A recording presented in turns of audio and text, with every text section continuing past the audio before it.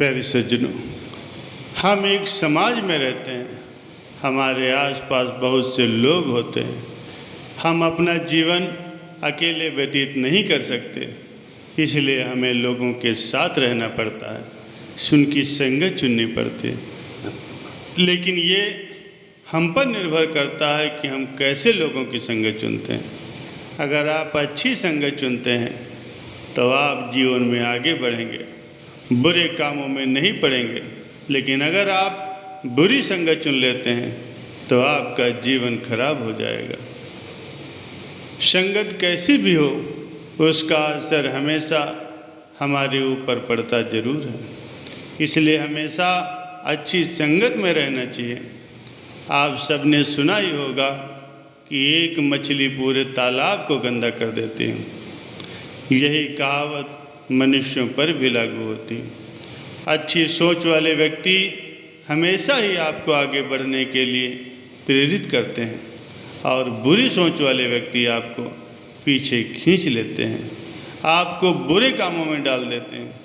इसलिए ऐसे व्यक्तियों के आसपास रहिए जिनका व्यवहार अच्छा हो। ऐसे लोगों की संगत आपके लिए सदैव अच्छी साबित होगी। आज के सत्संग से आपको ये पता चलेगा कि संगत का असर कैसा होता है और हमारे जीवन पर उसका क्या प्रभाव पड़ता है।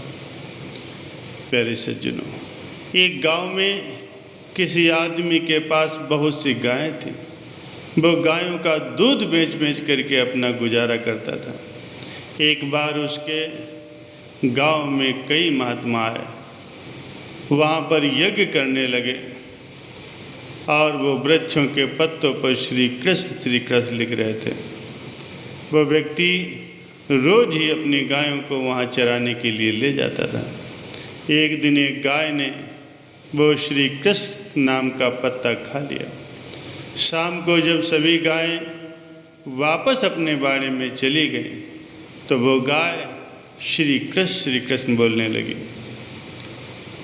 तभी सारी गाय उसे देख करके बोली कि ये तुम क्या कह रही हो।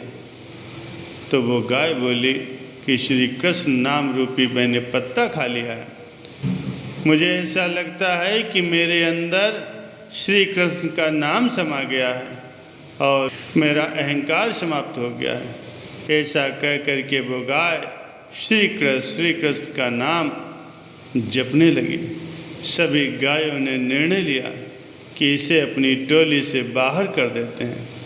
सुबह जब वो व्यक्ति आया तो उसने देखा कि वो गाय बाड़े के बाहर खड़ी है, तो वह उसे वापस बाड़े के अंदर करता है।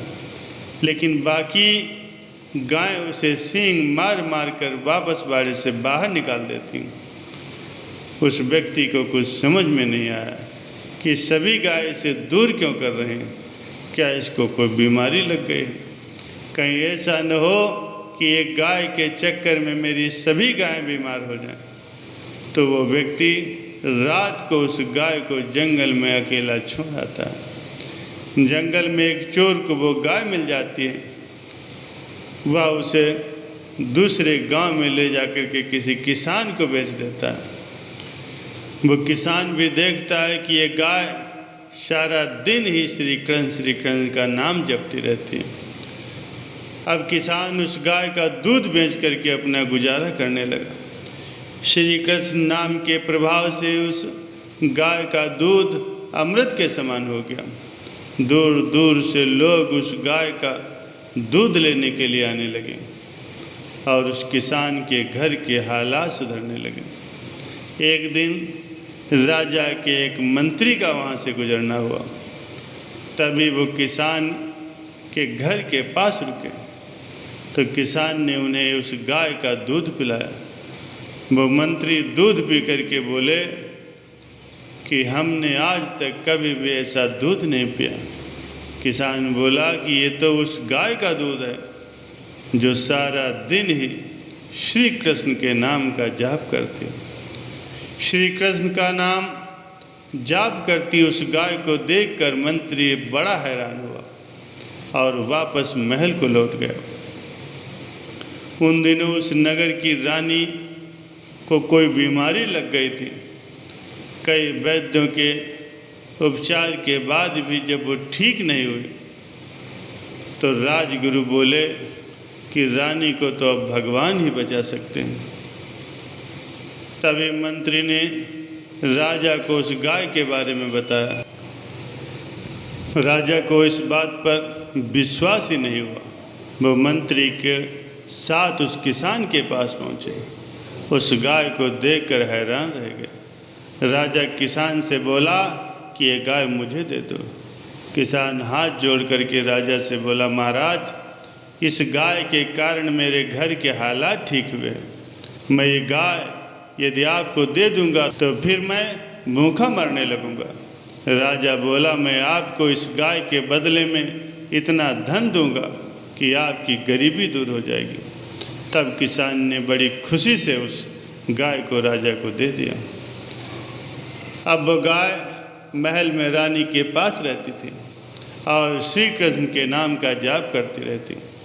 श्री कृष्ण नाम के जाप को सुनने से, उस गाय के अमृत रूपी दूध को पीने से रानी की सेहत सुधरने लगी। धीरे धीरे वो ठीक हो गए। अब गाय राजमहल में राजा के साथ रहती है। उस गाय की संगत में सारा गांव श्री कृष्ण के नाम का जाप करता है। पूरे महल में, पूरे नगर में श्री कृष्ण नाम का जाप गूंजने लगा। श्री कृष्ण के नाम के प्रभाव से एक पशु भी राजमहल के सुखों को भोग सकता है। इसी तरह प्रभु के नाम के जाप से मनुष्य को संसार की तमाम सुविधाएं, तमाम सुख प्राप्त हो सकते हैं और लगातार प्रभु के नाम का स्मरण करने से वो भवसागर से भी पार हो सकता है। गाय ने श्री कृष्ण की शरण चुनी। गाय की संगत में जितने भी लोग आए उन सब का जीवन सुधर गया। इसलिए ऐसी संगत चुनिए जिससे आप जीवन में आगे बढ़ें और ऐसे व्यक्ति बने जिसकी संगत में सब रहना चाहें। आपकी संगत का असर दूसरों पर हमेशा अच्छा प्रभाव डाले।